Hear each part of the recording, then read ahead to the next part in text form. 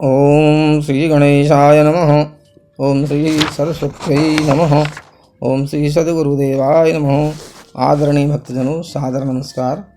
कल हमने आप लोगों को गरुड़ महापुराण के आचार कांड में 92वें अध्याय में भगवान विष्णु के साकार रूप, मूर्त रूप का ध्यान किस प्रकार से करना चाहिए वह आपको श्रवण करवाया था। और आज हम आप लोगों को गरुड़ महापुराण के आचार कांड में 93वें अध्याय में वर्ण धर्म निरूपण, यह किस प्रकार से वर्ण धर्म हमें निभाने चाहिए, किस प्रकार से करने चाहिए, वो सब इसमें उसके बारे में आपको श्रवण करवाएंगे। बोले आनंद कंद भगवान की जय। नारायणं नमस्कृत्य नरं चैव नरोत्तमं देवीं सरस्वतीं व्यासं ततो जयमुदीरयेत्। बोले आनंद कंद भगवान की जय। श्री शिव जी ने कहा, हे हरे, हे केशिहंता, हे माधव। भगवान शिव जी बोलते हैं, भगवान विष्णु से पूछते हैं, कहते हैं हे हरे, भगवान का नाम, हे केशिहंता, हे केशी नामक दैत्य को मारने वाले, हे माधव। महर्षि याज्ञवल्क्य जी ने जिस धर्म का प्रतिपादन किया था, आप मुझको उसे सुनाने की कृपा करें। इस प्रकार से भगवान रुद्र जो है, भगवान शिव जो हैं, भगवान विष्णु से पूछ रहे हैं, कह रहे हैं उनसे मुझे वह सब सुनाने की कृपा करें।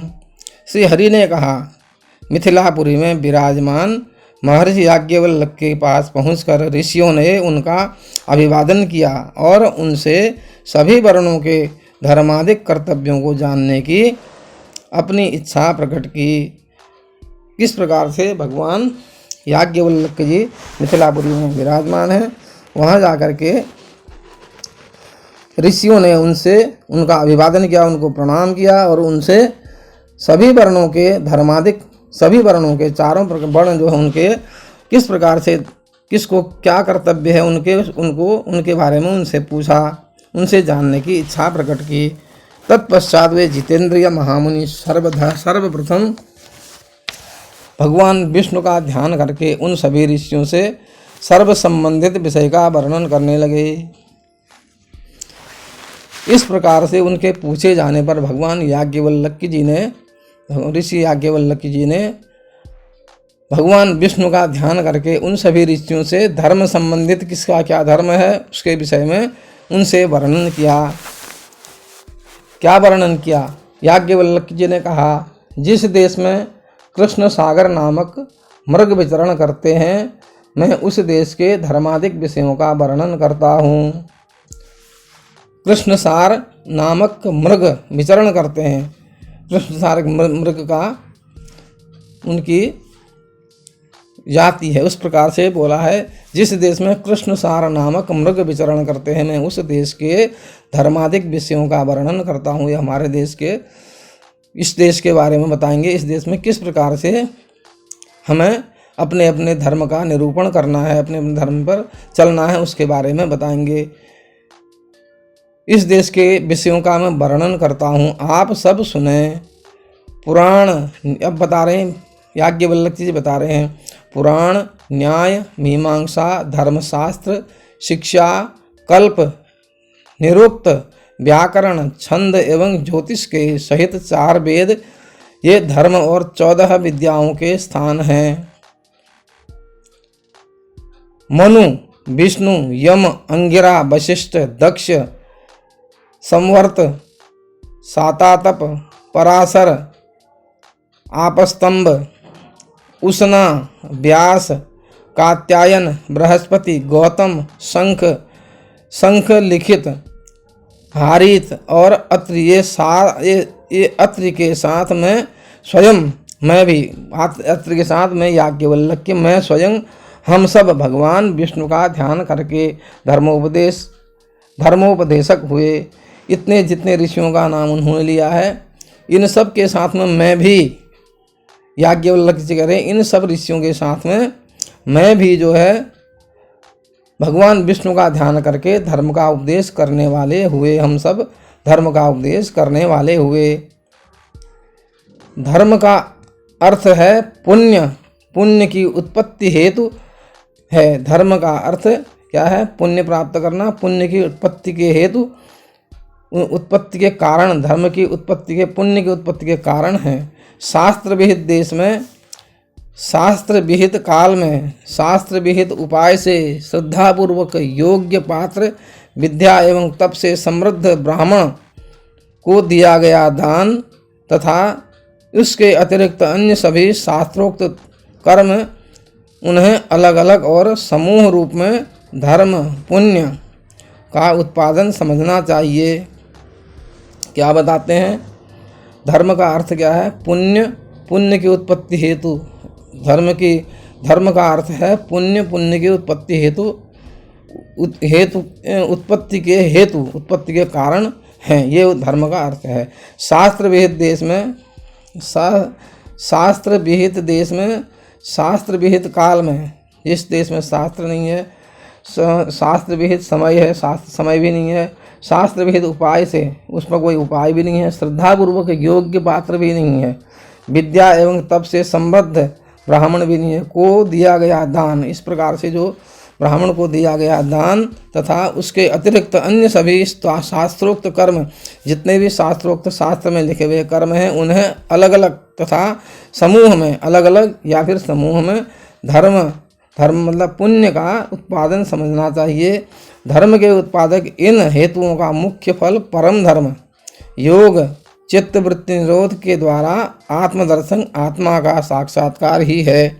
इस आत्मदर्शन स्वरूप परम धर्म के लिए देश आदि का कोई नियम नहीं है।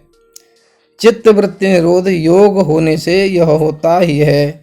चित्त वृत्ति निरोध के लिए विहित उपायों के अनुष्ठान की संपन्नता में देश आदि का नियम आवश्यक है। अभी धर्म के उत्पादक जिन हेतुओं का निर्देश किया गया है, उनके बारे में संदेह होने पर निर्णय प्राप्त करने के लिए परिषद, धर्मसभा, परिषद बोलते हैं धर्मसभा को, का सहयोग लेना चाहिए। इन चीज़ के लिए अगर इन पर कोई संदेश है, कुछ सख्त संदेश है, तो धर्मसभा के बीच में बैठ करके उन सब लोगों से इसके बारे में विचार विमर्श करके उनसे जो फैसला होता है उसके बारे में, शास्त्र संबद्ध जो भी फैसला हो उसके बारे में यहाँ उनका सहयोग लेना चाहिए, तब उस कार्य को करना चाहिए। यह परिषद वेदों एवं धर्मशास्त्रों के ज्ञाता 4 ब्राह्मणों की अथवा 3 ब्राह्मणों की होती है। इस चीज़ को 4 या 3 ब्राह्मणों को साथ में, उनके साथ बैठ के उनके साथ में धर्म चर्चा करके, तब इस कोई भी कार्य में अगर संदेह हो कि उस कार्य को करना है या नहीं करना है, उन लोगों के बीच में बैठ के उसको फिर उसके बाद में उस कार्य को करना चाहिए। यह परिषद वेदों एवं धर्मशास्त्रों के ज्ञाता 4 ब्राह्मणों की अथवा 3 ब्राह्मणों की होती है। 3 या 4 ब्राह्मण उसमें हों जो धर्मशास्त्र को जानते हों, उनसे इस बारे में विचार विमर्श करके तब उसके बारे में उस कार्य को तब करना चाहिए। इस परिषद का निर्णय धर्म के संबंध में मान्य होता है। ब्रह्मवेता, वेद एवं धर्मशास्त्र का विज्ञ एक ब्राह्मण भी धर्म के विषय में उत्पन्न संदेह का निराकरण कर सकता है। अगर न हो कोई भी तो एक ब्राह्मण भी उसको कर सकता है। ब्राह्मण, क्षत्रिय, वैश्य और शूद्र 4 वर्ण हैं। उनमें प्रारंभ के 3 वर्ण द्विज कहलाते हैं। गर्भाधान से लेकर शयन शमशान पर्यंत ऐसे द्विजों की समस्त क्रियाएं मंत्रों द्वारा होती हैं। इसमें बताया गया है जो 3 वर्ण हैं, ब्राह्मण, क्षत्रिय, वैश्य और शूद्र, 4 वर्ण हैं। 4 वर्णों से जो पहले के 3 वर्ण हैं, ब्राह्मण, क्षत्रिय और वैश्य, उनकी समस्त क्रियाएं गर्भाधान से लेकर शमशान पर्यंत एवं द्विजों की समस्त क्रियाएं मंत्रों द्वारा होती हैं। इनकी 3 वर्ण के जो द्विज हैं, द्विज कहलाते हैं। इनकी गर्भाधान से लेकर शमशान पर्यंत ऐसे द्विजों की समस्त क्रियाएं, जितनी भी क्रियाएं हैं इनकी सब मंत्रों के द्वारा होती हैं। गर्भाधान संस्कार ऋतुकाल में होता है। गर्भस्पंदन होने से पूर्व ही पुंसवन संस्कार किया जाता है। गर्भाधान के 6ठे अथवा 8वें मास में सीमंतोपनयन संस्कार होता है। संतानोत्पत्ति के बाद जातकर्म और 11वें दिन नामकरण संस्कार करने का विधान है। चतुर्थ मास में निष्क्रमण तथा 6ठे मास में अन्नप्राशन संस्कार करना चाहिए। उसके बाद कुल परंपरा के अनुसार चूड़ाकरण, नामक संस्कार करने का विधान है। इस प्रकार संतान के लिए विहित उक्त संस्कारों को करने से बीज, शुक्र तथा गर्भ शोणित के कारण उत्पन्न हुए सभी पाप शांत हो जाते हैं। स्त्रियों की ये सभी क्रियाएं संस्कार आमंत्रक हैं। उनको स्त्रियों के ये सभी जितने भी क्रियाएं हैं वो आमंत्रक हैं, वो बिना मंत्र के की जाती हैं। और विवाह संस्कार समंत्रक होता है। जो उनका विवाह कर्म होता है वह समंत्रक होता है, वो मंत्रों के द्वारा किया जाता है। इस प्रकार संतान के लिए विहित उक्त संस्कारों को करने से बीज, शुक्र तथा गर्भ शोणित के कारण उत्पन्न हुए सभी पाप शांत हो जाते हैं। ये जो हम इतने कर्म कांड, इतने कर्म उनके करते हैं, इतने संस्कार करते हैं, तो उनके जो भी उसमें उत्पन्न हुए गर्भ के कारण, गर्भ में रहे शोणित तथा गर्भ शोणित के कारण उत्पन्न हुए सभी पाप शांत हो जाते हैं। स्त्रियों की ये क्रियाएं संस्कार आमंत्रक होती हैं और विवाह संस्कार समंत्रक होता है। ये जो क्रियाएं उनकी संस्कार की क्रियाएं आमंत्रक, उनसे कोई मंत्रों की ज़्यादा आवश्यकता नहीं है। और जो उनका विवाह कर्म होता है समंत्रक होता है, मंत्रों से शोधा। स्त्रियों का अब इसमें इसका विवेचन दे रखा है। स्त्रियों का वह काल विशेष ऋतुकाल है जो गर्भ धारण करने के योग्य अवस्था विशेष से युक्त है। यह विशेष काल रजोदर्शन के दिन से 16 अहोरात्र का होता है। इन 16 अहोरात्रों में प्रथम 4 रात्रियां गर्भाधान के लिए वर्जित हैं। अतः इन 4 रात्रियों के बाद ही 12 रात्रियों की गर्भाधान के लिए विहित है। इसमें सब कुछ जो है विस्तार से बताया गया है। इस प्रकार क्या क्या इसमें करना चाहिए, क्या नहीं करना चाहिए, सब इसमें विधि वर्ण के बारे में, वर्णों के बारे में बताई गई है। इस प्रकार से वर्ण धर्म निरूपण नामक यह 93वां अध्याय यहाँ पर संपन्न होता है। कल हम आपको वर्ण धर्म निरूपण दूसरे और उसके आगे का बाकी आपको कल दूसरे अध्याय में 94वें अध्याय में आपको हम आगे श्रवण करवाएंगे। यह 93वां अध्याय यहाँ पर संपूर्ण होता है। बोले आनंद कंद भगवान की जय।